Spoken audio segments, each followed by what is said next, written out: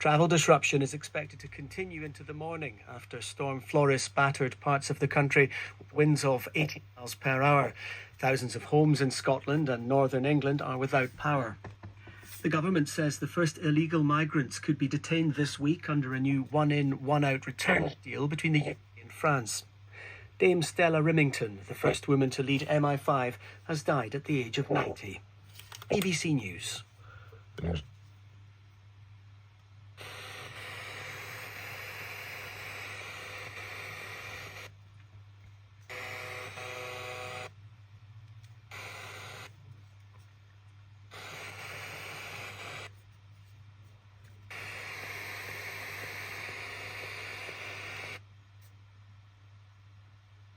Miles per hour.